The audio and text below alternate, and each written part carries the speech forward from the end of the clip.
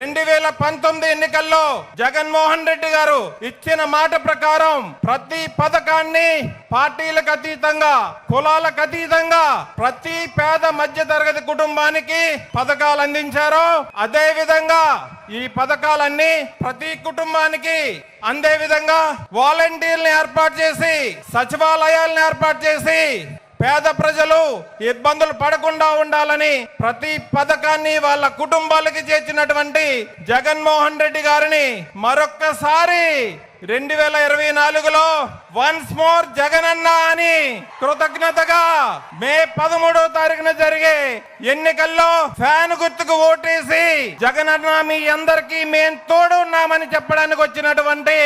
మీ అందరికీ కృతజ్ఞతలు తెలుపుకుంటూ ఈ రోజు మీ ముందు మాట్లాడే అవకాశం కల్పించిన జగనన్నకి అదే విధంగా ఈ సమావేశానికి